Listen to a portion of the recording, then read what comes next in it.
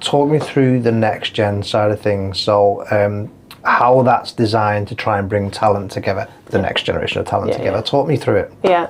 So the next gen was one of the reasons I really wanted to come and join the BCO. My predecessor, Richard Corns, did an amazing job of building that part of the membership up. So Next Gen, which for us is 35 and under, makes up about 28% of our membership, and they are phenomenal.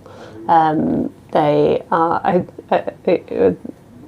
was with one of them last night. Actually, we were talking about like how, when you're that age, in that stage of your career, you have so much work to do because everyone's coming at you, aren't they? Saying, "Can you do this? Can you do this?" You know, and you're trying to impress. And then we have this huge amount of people who give their time, expertise for free to the BCO to build an amazing community of next-gen experts in the workspace sector, putting on events, networking, you know, offering their advice. You know, I tap on their door quite a lot. So I think here's this demographic that is just phenomenal, and if we don't seize that passion and expertise and enable it in some way, then we're all idiots. And I don't want to be an idiot. You have to pay it back as well, right? You know, because we were there. I still am. But, you know, trying what to... have you got in your coffee? I know, exactly. But we were there, and people took us under their wings and said, look, follow me, I'll show you how this works. And the reality is, as cheesy as it sounds, the whole thing exists. The whole future is going to be as a result of the decisions that they make. So, and is it well attended? Is it what's really well attended? So they're probably our most active part of the membership. They put on some of the most interesting networking events. You know, I grew up in this industry, having to go to drinks receptions and things like that. Not overly inclusive, I suppose. Whereas our next gen will, you know, they'll still have a drink if they want one, but they also have running clubs and cycling clubs, and they do yoga and kayaking. I think we've got coming up, and they're all just opportunities to connect with each other in a way that brings down barriers, I suppose. And initially I was a bit like, why are we putting on all of these yoga events with the BCO? I don't get it. And then you go along and you see, oh, hang on a minute. It's not all about golf and fishing. And it's just a different a different way of doing it, isn't it? And then they are really good at just creating opportunities to learn, and I think that is again one of the sort of gifts that we have as the BCO, given that it covers the whole of the workspace sector. There are so many different places that you can learn from each other. And on a podcast that I did with one of the members of Next Gen, she said that, you know, the reason that she joined was because she gets the opportunity to connect with a lawyer and talk about what you know, their view on the workplace. She gets to talk to engineers and architects, and you know, she's not just in her little sort of development surveyor world. You know, there's all these different conversations that she can and that's so important, right? Because, you know, I'm putting myself in the same shoes again, is we're a tiny part of a whole project. You've got at least a consciousness of other people's roles and where they fit in the puzzle. You can be much more empathetic when it comes to you doing your role, because you get it. And I think something like the BCO Next Gen is really valuable for trying to build a little bit of that empathy for other people's roles. And just understand where they're coming from, right? Speak the language of other people. And again, it's this point of you've got to listen, and ideas come from everywhere.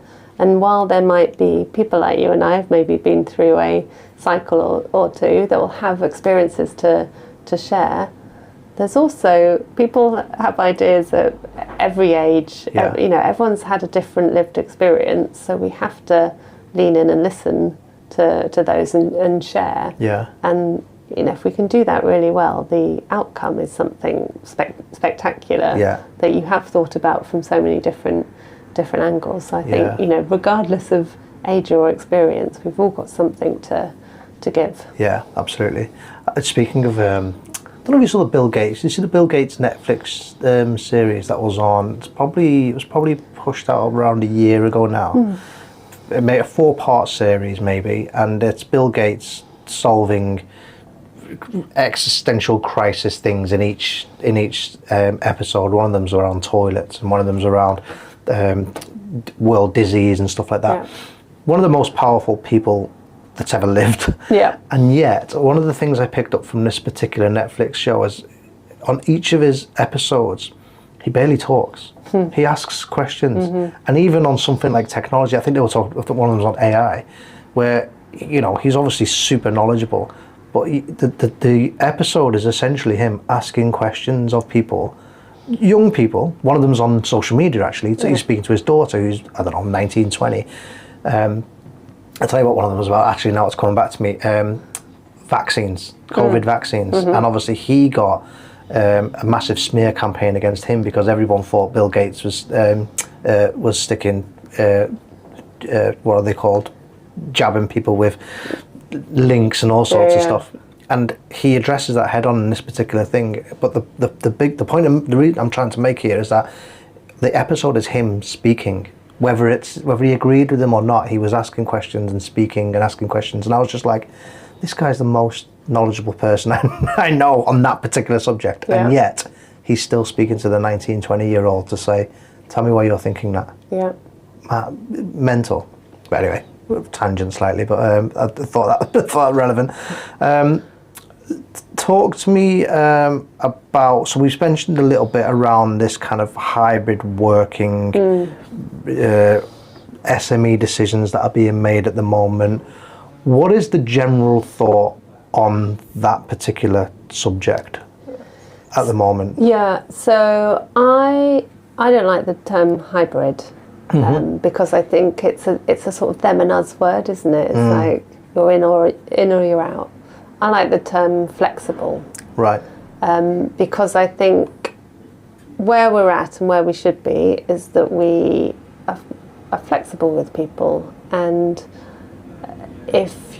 sometimes it's easier to work at home, or you have some head down time that you need and your office is too noisy, or there's just something, and I think we need to be flexible with people around those things.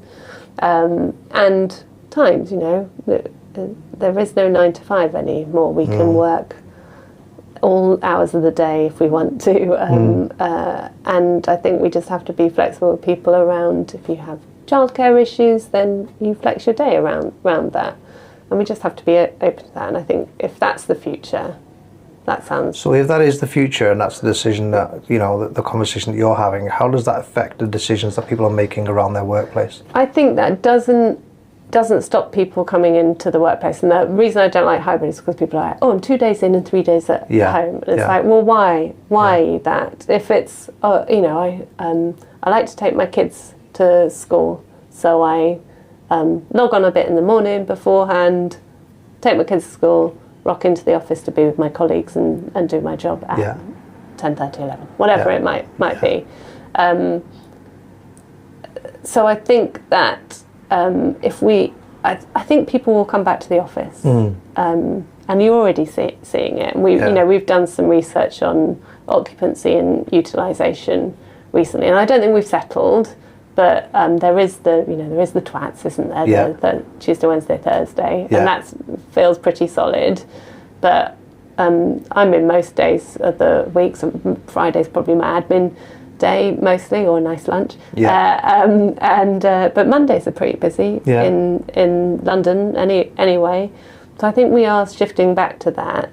And I think the more flexible we can be, the more people will come back to an office, because your home is your home. And I don't know about you, but for me, I don't want it to be in my office. I want it to be... I've got young children, and I'm like, I'm going to work. It's easier.